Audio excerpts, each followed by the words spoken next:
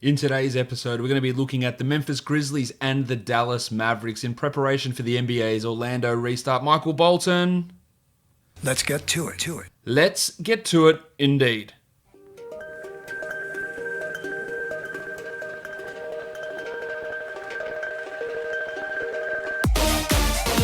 You are Locked On Fantasy Basketball, your daily fantasy basketball podcast, part of the Locked On Podcast Network. Your team every day. Hello and welcome to the Locked On Fantasy Basketball podcast, brought to you by Basketball Monster. My name is Josh Lloyd and I am the lead fantasy analyst at basketballmonster.com and at Yahoo Sports Australia. And you can find me on Twitter as always at redrock_bball and on Instagram at Locked On Fantasy Basketball. We move into some of the remaining teams here in the Western Conference, two teams that sit in the NBA playoffs at the moment, and that is the Dallas Mavericks and the Memphis Grizzlies. And to talk about the Dallas Mavericks, I'm joined by one of the hosts of the Locked On Mavericks podcast, Nick Angstadt. All right, Nick Angstadt of Locked On Mavs is here. Dallas sitting, they're basically in the playoffs. I think they're only got to win one game here to lock themselves into the playoffs at this point. But what are they looking to do here, Nick, in this Orlando bubble? What's the major motivation of this team? Well, if you just looked at social media, the major motivation of this team is just to have fun, right? It just seems like this team is having so much fun together. Their chemistry is just shown in so many different ways. We've seen, Maxi Kleber and Dwight Powell doing the DJ video on the balcony with JJ Barea and Luka and playing around, and then they've been playing spike ball and pickleball, and they've been fishing together, and they've been doing all kinds of fun stuff. Boban and Luka doing the Disney Channel like draw in the air thing, like you're watching Disney Channel, just all this stuff. It's amazing to see this team be together and have fun. But basketball wise, and more seriously, this team, I think they think that they have a real shot. Everyone's saying, as long as we have Luka Doncic, one of the best players on the floor, and this team is together, we have, the full rotation basically. They think that they can at least stand up to anybody, maybe not the Clippers or the Lakers, but they hope to win a playoff round at least, unless they have to play one of those two teams. So do you think in the 8 restart games here this regular season that Dallas is looking to push further forward than the 7th seed, like getting up to that 6th seed? Is that something they'll be looking to do, or will they try it initially and then if it seems they're out of it, they'll ease guys in, just in terms of how running these rotations will look? I think it's just so up in the air right now. I mean, I don't know how much movement there's going to be. The Mavs are, 1.5 games back from the Rockets and the Thunder for the 6th and 5th seeds. So I think that there can be movement right there. They play the Rockets in their very first actual regular season resume game. I don't know what to call these, but they play them so that they could move up, within a half game of them right away. And so, they're going to try and move up. It sounds like Carlisle is going to try and go full force and play these guys in a way to actually try to win some games. I don't think you're going to see them ease off. You might see. I don't think Luka's going to play 40 minutes a game every single game, but Carlisle thinks with all these games, the 8 games, the 3 scrimmage games, that they should be ready to go straight in for the playoffs. So I think he's going to take these pretty seriously and try to get the Mavs, as best a seed as possible. And really the whole thing about this for this specific team, if they win a round, that'd be great. But just to get these guys experience together, to get Luka and Porzingis. Porzingis has mentioned so many times, this is going to be my first playoff experience in my career. And he's really been looking forward to that. Luka's been in other kinds of playoff situations, so is Porzingis. But to have their first experience in the NBA, in the playoffs, even though it's this kind of weird, bubble version of it, I think it's just important for this team. And so to get them there, to get them in a playoff series, to, have Carlisle coach them through what a 7-game series looks like, how to, prepare, how to, attack this team, how to defend against this different kind of scheme, how to, change this when this team decides to change that, all those kinds of things. I think that's what this young team is really all about this year. I don't think that there's a bar or a level of success that, they have to clear, or else this is a failed season. I think they're just looking for anything, any kind of experience, and then anything above that, I think, is just like a cherry on top. The narrative from this season, Kristaps Porzingis' first season with Dallas, is that he struggled a little bit early. He wasn't quite there in terms of fitting in with Luka Doncic, but if we look at the last 10 or so games before the season shut down, he was on an absolute roll, ignoring the last 2 games that he played where he shot 7 of 32. he was putting up massive numbers. And yes, some of them were, or one of those big games was a game that Luka Doncic didn't play. That was his 38-13 game, but he had 34-12, a 26-11, a 24-13, a 28-12, 27-13, 24-10. And these are games that Doncic was playing in alongside him. So, I guess that the narrative in fantasy especially has been, Porzingis really ramps it up when Doncic is out, then he sort of fades away. But that wasn't really true at the end of the season. Yeah, we've seen a lot of games where these guys have played, pretty well next to each other, and I think they really caught their stride towards the end there. I think they, had I have the exact number somewhere. I'm going to see if I can look it up, but I think they had 5 or so games where they scored like a combined 60 points, which I think is pretty awesome, between the two of them. And I think they've really started to figure it out. I think the guys around them, they've been pretty good role players, not demanding the ball, not taking it away from either of those guys, and just finding the way that Porzingis can score without demanding the ball, needing a ton of isolations, needing, to be a secondary player, like a second banana, right? To be the Scottie Pippen, I guess, to be the Dwayne Wade next to LeBron, like to be that type of player. It was always going to be an adjustment. And I think they really started to figure it out. They actually had some streaks this year where Luka missed like 9 games. Porzingis would miss this amount of games. So they didn't play a ton together, actually. And I think after they were both back from injury, they were really starting to hit their stride and play really well together. And I have high hopes for them. I have real high hopes for these two together. I think that they just fit so well together on the basketball floor. You can just run a pick and pop with them, and that's it, right? Like that's an entire NBA offense between just those two guys, and you can run that over and over again and basically not get tired of it because of all the different options out of it. These two guys, Porzingis and Doncic, they could very easily be top 10 fantasy guys for this restart if you are looking to draft. But let's talk about the guys that the Mavericks are missing. Now, Willie Cauley-Stein's not going down to the bubble. He wasn't going to be in the rotation anyway, most likely.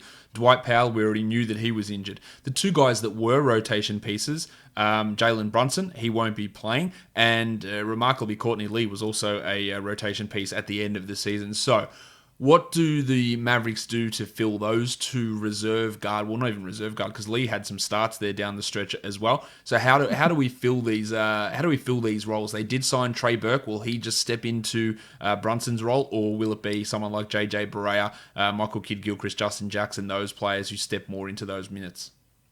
I laugh because Courtney Lee, I think, started the very first game of the season because the Bradley Beal Carlisle stopper. said that they went back and looked at footage, and he was the best defender of Bradley Beal on the team. That was the reason why he looked back. And I think he started again against the Wizards the second time they played him. But those are like the only times. So they're not going to play the Wizards, so I don't think Courtney Lee would have started anyway. But he's injured. He's not going to play. Jalen Brunson, like you said, is back. He's not even in the bubble. Courtney Lee is actually in the bubble.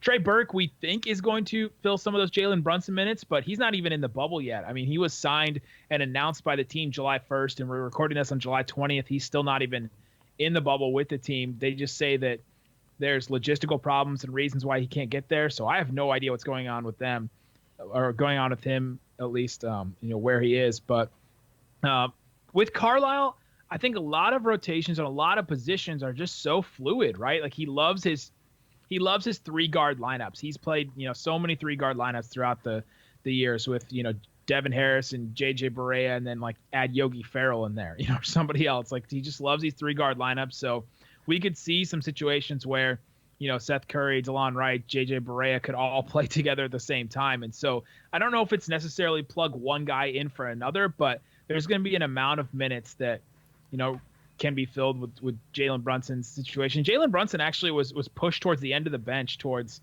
the end of this, like the first part of the season. And so he wasn't like a for sure role player every single night, but he probably would have been in this playoff rotation, but since they were missing a couple of guys. But I guess to answer your question, Trey Burke fills in. We'll probably see more of Justin Jackson, who we were kind of seeing off and on here and then. Maybe we see some Michael Kidd-Gilchrist. I don't know.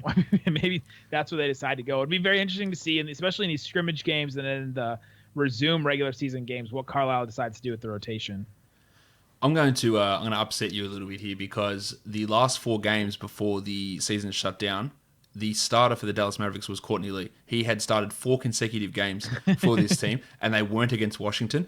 But that was because Dorian Finney-Smith and Seth Curry were both out at that point, and both of those guys are expected back. But yeah, so Lee was sort of stepping in there. He actually played over 30 minutes in a loss to the Pacers, which no wonder they lost.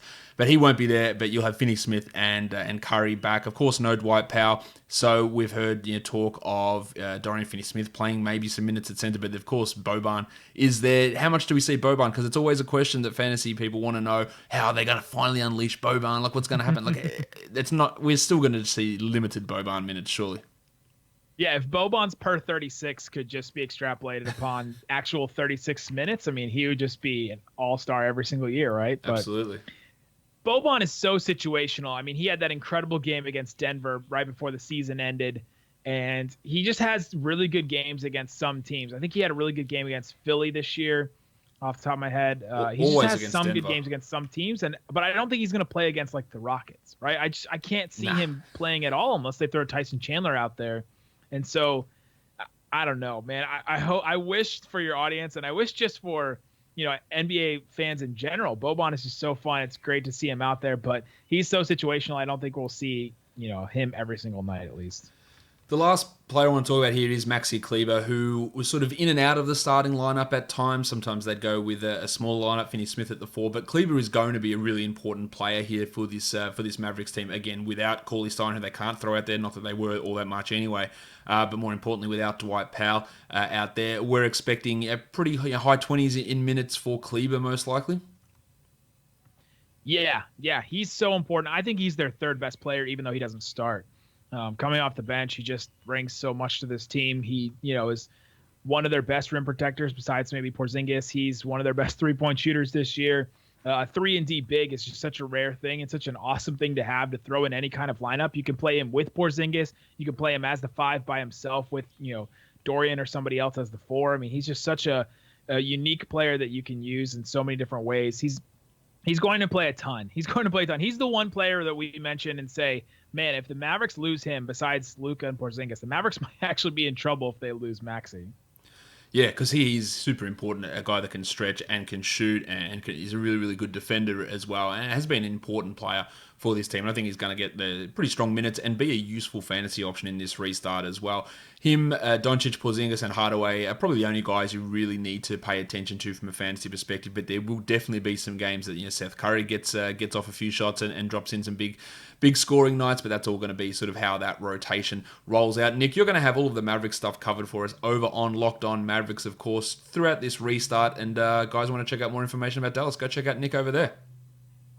Absolutely. We have stuff every single day from Carlisle, the players. They're keeping us on all these Zoom calls, so we have audio every single day hearing from the actual guys that are doing it. So come listen to Locked On Mavs and check out the our recent episode. We heard from the Snitch Hotline. We have some inside audio, inside information about what is being said to the Snitch Hotline. So go check us out. Now we're going to talk about the Memphis Grizzlies, and to talk about the Grizzlies, I'm joined by the host of the Locked On Grizzlies podcast. Mark King is back with us. Mark, the Grizzlies team currently sitting in the 8th seed in the Western Conference. They're 3.5 games up on the 9th and 10th and 11th seeds at the moment. They do have a really tough schedule. Do you think that they will be able to hold on to that 8th seed? Or do you think they can even extend it and eliminate the chance of even a play-in game?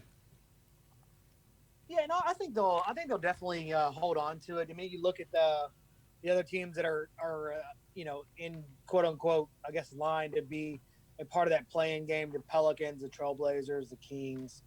The Kings just lost Marvin Bagley, I think, as well. So yep. a lot of those teams are 3.5 games back to start, and so a lot of those teams you look at it, they're going to have to, like for the Suns, for instance, the Suns will have to go 8-0 to even have a chance, and that's not going to happen. So the Grizzlies really only got to win 3 or 4 games to even just make sure they're in the play-in game. And at that point, they got to beat the other team they're playing once, while they have the team that wants in has to beat them twice. So the Grizzlies are kind of set up to be able to hold on to that 8th spot. And if they find a way to not hold on to it, I'd probably argue it's probably their fault. Now, this is a team that was, people were sort of tipping them to fall out of the playoffs if the season had continued as normal because of the toughness of the schedule. They also had a significant chunk of injuries. Brandon Clark was injured, Jaren Jackson was injured, Dylan Brooks was hurting, Justice Winslow hadn't played for the team yet, Grayson Allen was out for the season, yet all 5 of these guys are likely to be back and ready to go, unless I'm missing something with those guys, but we've got a fully healthy squad here. Yeah, the Grizzlies have got everybody healthy back. Like you mentioned, they were in a pretty bad spot when it came to guys that were injured at when the stoppage happened in March. They had a lot of guys that weren't doing too great in terms of health, but a lot of those guys have been back. Like you mentioned, Justice Winslow has not even played for the Grizzlies, but he should start for the Grizzlies right away. I don't think there'll be any kind of incubation period where he comes off the bench. I think you'll see him start right away for the Grizzlies. Taylor Jenkins is really a huge fan of Justice Winslow. Called him, he wouldn't even define a position for him.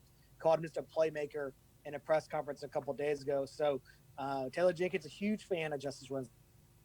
So interesting. So you think he's going to just jump in and take Kyle Anderson's spot straight away? Yeah, you got to look at Kyle Anderson. Even whenever Kyle Anderson was just kind of a stopgap. He had not been starting really all year. He only started in the starting unit there because of injuries, and so he was there starting at the end of that period before we came to standstill. But that was only really because of other people had injuries,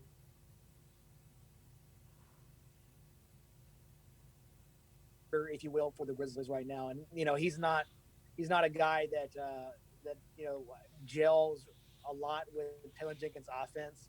And so I think Justice Winslow will probably be definitely a starter just for this principal fact that Taylor Jenkins likes what he does more than what Kyle Anderson brings to the table.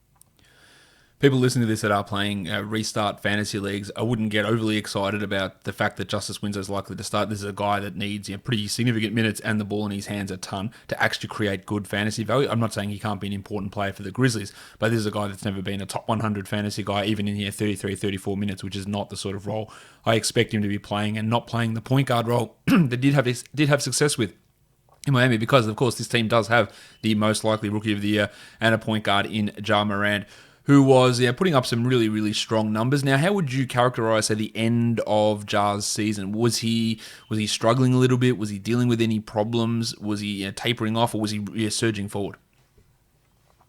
No, Ja Morant has really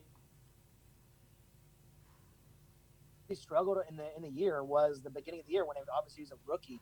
Was the only time he really struggled. I mean, those last couple games, he had 20-point games in the last few games out. If I remember correctly, I'd have to look it up exactly what he say. He had close to a double in a couple of those games in terms of points and assists.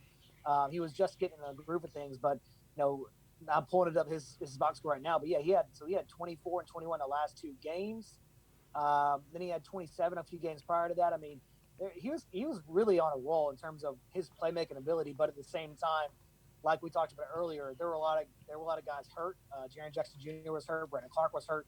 That really limits what Ja's able to do in terms of assists, because he's really able to get those guys set up and going. A lot of times we saw that all year with Jaren Jackson Jr. and Ja Morant. So, but they'll be back. And he'll have more options. Hopefully, Justice Winslow will probably play some point guard, so you'll see him with his hands on the ball. So I don't know what that will do for Ja Morant.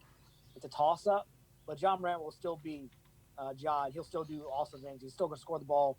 He's still going to have a lot of assists. Still going to have some, still going to have some rebounds here and there as well. So, what do we make of DeAnthony Melton, who, when Dylan Brooks was hurt, he was sort of stepping up a little bit, but again, with Brooks returning, with Jackson returning, with Winslow arriving, is he going to be marginalized? Who's going to be squeezed out? Is it going to be Melton? Is it going to be Tyus Jones? Is it going to be Josh Jackson, who was playing a sizable rotation role at the end of the season? Because I think one of those 3 guys is probably not going to make it into the regular rotation.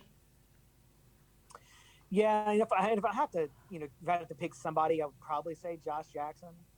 Would personally probably be squeezing minutes out, especially with the introduction of Justice Winslow, a guy that didn't have minutes at all. And like you mentioned, there's only room for so many people. Yeah.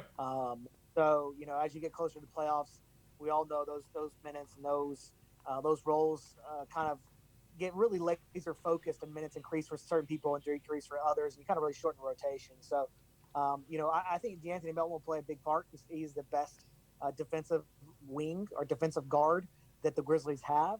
And so I think you'll see him a lot out there, especially alongside Ja sometimes, just to kind of give Ja a break on defense. We saw that a lot in the later part of the year. And so I don't think it will be DeAnthony Melton. I think he has cemented his role with this Grizzlies team in terms of rotation. And if I had to pick anybody, I'd probably point the finger at Josh Jackson in terms of if someone is going to have to definitely decrease in minutes. And not that DeAnthony won't. DeAnthony was playing 30 minutes a game at the end of that stretch in March. But before that, he'd only been playing 15 to 17, possibly 20 minutes tops. That was his normal rotation minutes. So, you'll see his minutes go back down a little bit as well. But in that stretch when DeAnthony was given an opportunity to play a lot, he did a really good job. And again, he's one of the best defensive guards the Grizzlies have. I probably have to say the best defensive guard the Grizzlies have. So you'll see him deployed a lot, especially as they get closer to the playoffs. When we're looking at this team, Jaren Jackson, I guess some would say was a little bit disappointing this season, only playing 28 minutes a game. Foul trouble, there were some injury concerns. Do you think that we finally get Jaren pushing forward? Because, of course, this Grizzlies team, unlike teams like the Lakers or the Bucks, they don't have the necessary cushion of being able to really ease themselves in here. They've got to make sure that they can maintain and hopefully push to not have that play-in game. So they're going to have to be pushing their best players for more minutes. Do you think we get Jackson pushing a little bit further forward here? Yeah, I think they'll probably play him more. Like I mentioned, the closer you get to the playoffs, the more minutes those guys are going to start to play, the more shortened the rotations are going to be.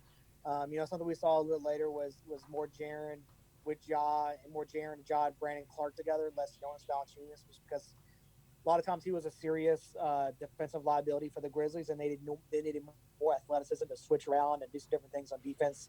But I think that they're going to rely more on Jaren, but there's just he's a guy that he's a really good player, but I always explain to people he's not like a Batman. He's more of a Robin. He's not going to go out and just demand the ball or just dominate with things. And that's one of the things I've been trying to get him to go out and realize, look, you have to understand that you're better than most people on the floor right now. You need to, when you get that matchup, you got to go at it. He's done that a few times here and there, but nowhere near as much as someone like Ja, who does that almost from the get-go this year.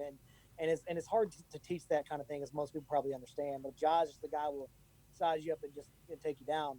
And Jaren's just really not like that. And so, but they're going to have to rely on him more as the season progresses to the play-in game. Something that he's done, much better, obviously, is his three-point shooting. He's actually one of the better three-point shooters on the Grizzlies team, which is kind of crazy. I think he actually, percentage-wise, has the best three-point percentage on the Grizzlies team, and he takes almost 7 a game. So, that's something that has really elevated his game. I think once he continues to do that, that will open up more for him as well. The other guy that obviously was out at the end of the season was Brandon Clark, so he's just likely going to slide back into his 20 to 22 minute a night role, back up big, playing the 4 and the 5 next to Jonas and next to Jaren as well. I don't think much changes there for him unless I'm reading that wrongly. No, he'll go right back to where he was. He'll come off the bench just like he was in that, third or fourth minute in the first quarter, right as he slotted up as the backup power forward / center, depending on how they play it. Obviously, Gorgie Jang was the guy they got in the trade as well, and he'd been playing some minutes there as a backup center. So, Brandon Clark will just slide right in as he was before. He won't start, but he'll see same minutes, 20, 25 minutes a game. It's going to be exciting to watch this Grizzlies team to see what Ja Morant, Jaren Jackson, Jonas Valanciunas, and that whole team can do as they push to get themselves into the playoffs in an improbable situation at the beginning of the year. Mark will have it covered for us all over on Locked On Grizzlies. Thanks for coming on Locked On Fantasy Basketball with me, Mark. Absolutely, man. Anytime. And that does it for today's show, guys. Don't forget, subscribe Apple Podcasts, Google Podcasts, Stitcher, Spotify, and on YouTube. Give it a 5-star review as well, and leave a comment in the YouTube video comments down below. Guys, we are done here. Thank you so much for listening, everyone. See ya.